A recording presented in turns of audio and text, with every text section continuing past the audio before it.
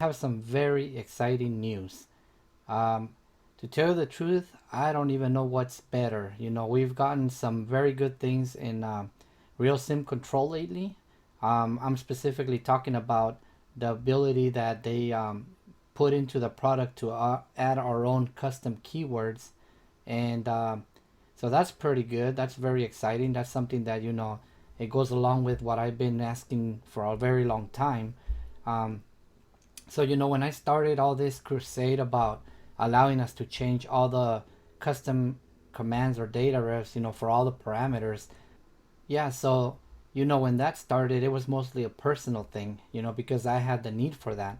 But over time, as I started putting those videos out, I started noticing that other people were commenting, that they also had a need, to change certain parameters and they couldn't, it wasn't available to, so actually, it was one of my followers. I was looking for that comment and I could not find it. But one of my followers actually recommended that why don't they just give us the ability to create custom keywords or parameters, that can be changed. So I want to say, I'm hoping that it was because of him and because I did mention it in one of my follow up videos that, we finally got this feature, in the plugin and Real SIM Control. But either way, whether it was because of that or not, the good thing is that it's there now. So now I must admit, that when I started ranting about why we couldn't change, all those parameters and everything, and most of them, you guys have heard me mention it tons of times, was related to the radio panels.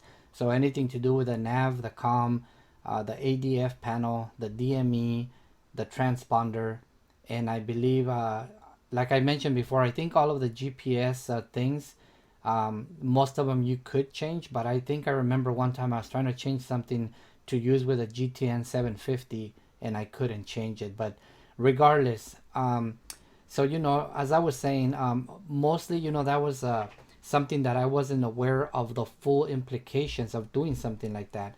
And the reason is, I'm gonna tell you guys right now what I found over the last few days, and I'm not sure if it was just a matter of that, the communication between Vlad and I wasn't that good, and maybe this all this back and forth and everything that was going on, there was no real communication happening, and that's why I didn't understand his point and he didn't understand my point, or I didn't get it, what he was trying to tell me. But if we go to the Simvim X website, which is just simvim.com, there is an area over here, which was always there for a very long time, called Simvim X Custom Functions. Now these things right here, this is where they have built into the back of the plugin a bunch of functionality, so that if you build your setup, the radio equipment and all these different things that are here on this website, they have a lot of programming magic that happens behind the scenes to make it all work together and to make it behave like a real panel, like a real radio panel or ADF panel or whatever. So I don't know if some of you guys might remember that over the course of the many videos that I've posted, every time I was talking about my lack of happiness with the situation, that we couldn't change those parameters, I wasn't thinking from their point of view that if you were to change those parameters, it was going to break a bunch of stuff in the background, and that was that where basically that message from him to me didn't come across. So I never thought about that stuff, that there was a lot of magic happening behind the scenes, and if you go and mess with those parameters, then it's going to break everything and then they're not going to work. Okay, but this is where once again, I've been repeating this a lot lately, and now you know why. um, this is where all that, my situation is a little bit different than a lot of other people's, like I mentioned on the previous video.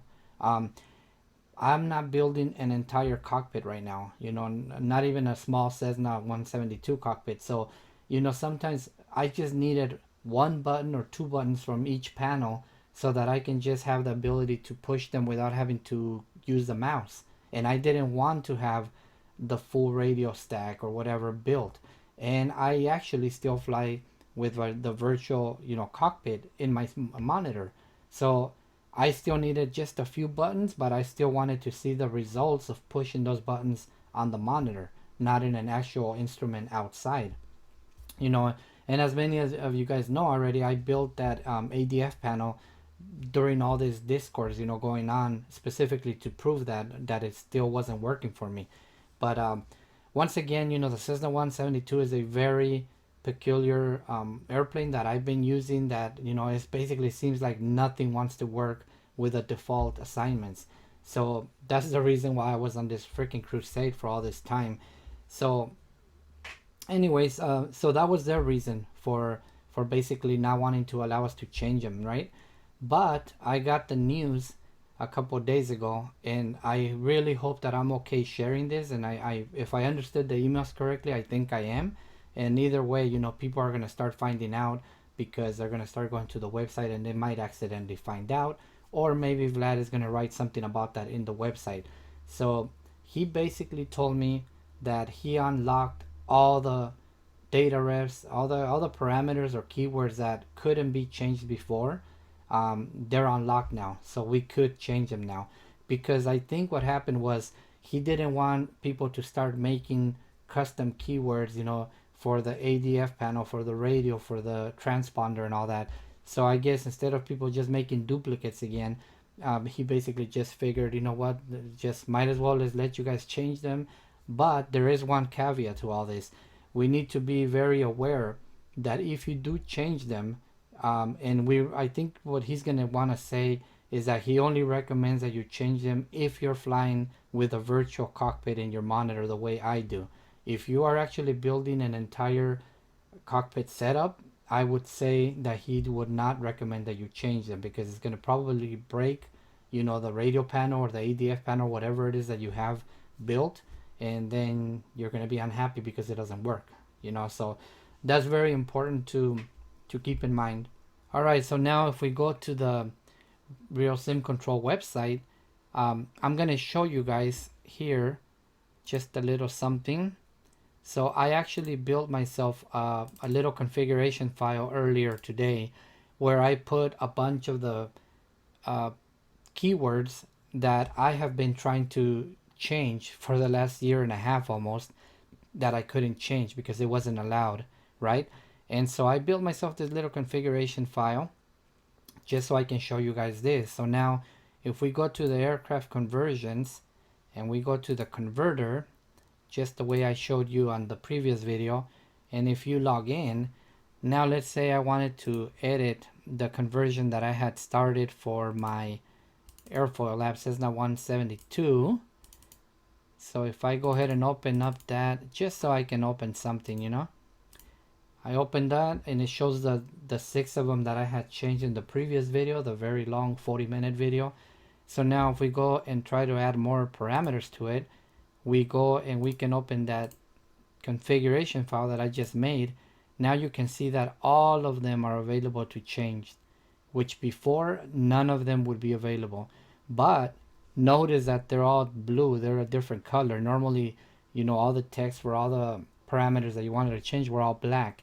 So what happens is, when you click on one of them, you're going to get this warning saying that this is a keyword for the Simvim X custom functions programmed into the plugin and should generally work correctly without conversion.